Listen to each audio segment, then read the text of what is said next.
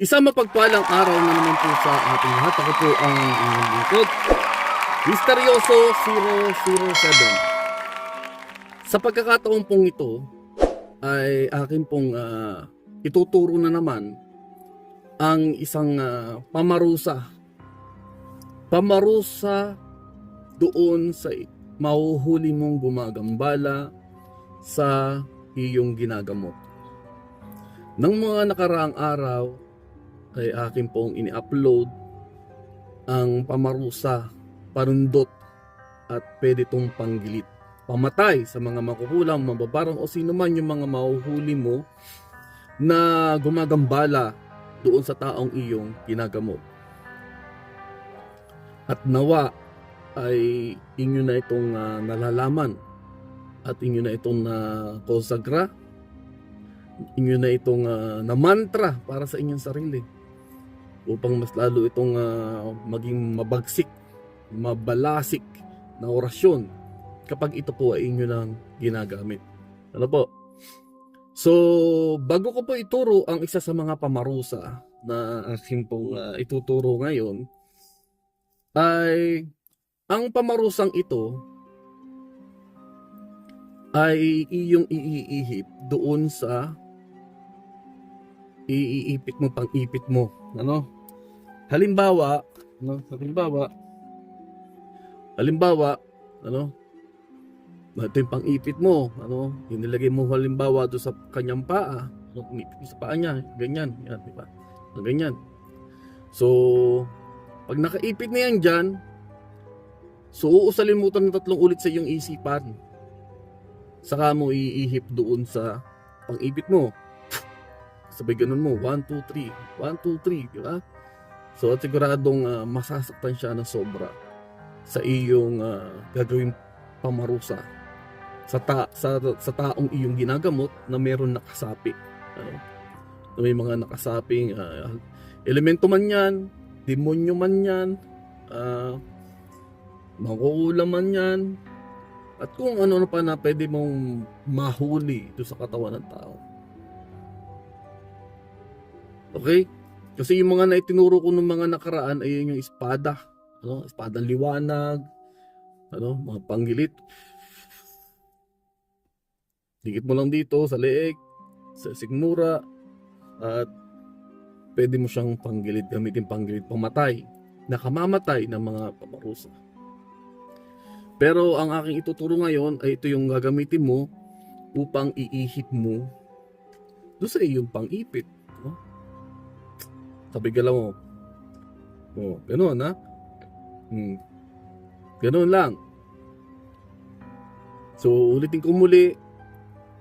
May mga paalala po ako sa inyo na bago kayo haharap, ano, kung sa mga baguhan lang po din sa aking channel, at yung mga nag-aaral pa lamang ng mga lihim na karunungan at na pakikipagkumbate, tandaan nyo na bago nyo tawasin o harapin yung mga nagpapagamot, ay siguraduhin mo na meron kang isang napakalakas na poder, isang napakalakas na proteksyon, isang napakalakas na pwede mong magamit upang hindi ka talaban, ano, hindi ka maapektuhan ng mga gagawin sa iyo ng iyong nakakalaban na gumagambala sa iyong ginagamot.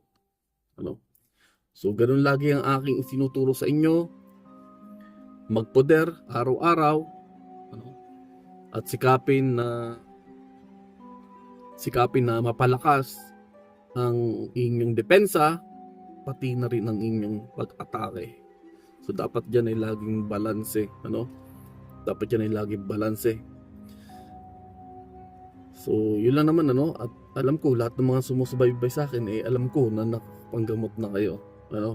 Kasi kung sinundan nyo yung aking mga naunang video, ay siguradong nakakapanggamot na kayo ngayon. At sigurado na kayo ay nakakapanawag na ng mga gumagambala. Ano? So, halimbawa, guys, ano, wala naman kayong pang-ipit at palito lang yung gamit ninyo. So, pwede din siya, ano? Halimbawa, ito yung palito ng posporo. ginanin nyo dito sa kanya, di ba? Batantay lang. Oh. Gusto rin yung 3 ulit itong oras na aking tuturo, saka mo iihip. Ganun mo lang. So, ganun din siya, tatamaan din siya, ano? Masasaktan din siya ng sobra. At yun, ano, napakasimple lang, napakadali lang. At alam ko marunong na kayo guys, ano? At alam ko marunong na kayo.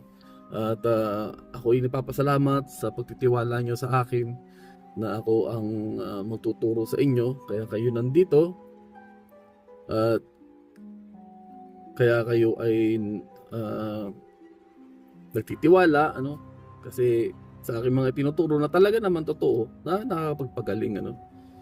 Totoo at lehitimo na ang aking mga orasyon ay buhay at ito ay talagang nagagamit ninyo sa pagtulong sa kapwa-tao.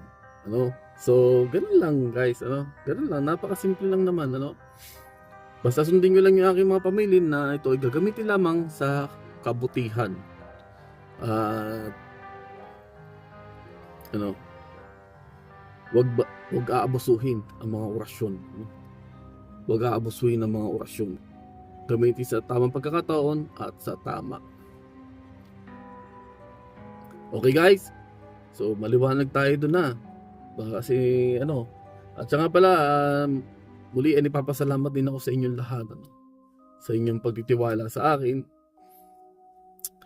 Sa patuloy na pagsuporta sa aking channel. Maraming salamat po sa inyo.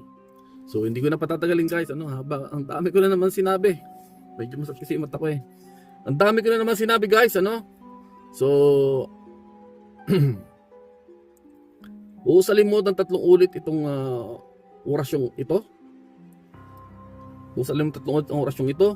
Ano, usalimod 3 ulit sa iyong isipan at ihip mo. Sabi ganun ha. So eto ang orasyon. Huptik, sutik, purong, bulong. Sabi mo yung 3 ulit, sabi ganun mo. At siguradong aaray sa sakit ang mahuhuli mo kalaban sa iyong ginagawa. So, ano, ganun lang. Magkita-kita po muli tayo sa susunod na ating mga video. At isa na naman pamarusa ang aking ituturo sa inyo upang mas marami kayong mamemorya, kahit mga 5 lang, ano. So pang-4 na ito tinuro ko pamarusa. So sa susunod na video ay isa na naman, so 5 pamarusa mga gamit ninyo. So gawin mo lang ito ng tama at mayroong paniniwala. Muli po, tayo ay muling magkita-kita sa ating mga susunod na video. Ako po ang inyong lingkod, Misteryoso 007, na laging nagsasabi, God bless you all.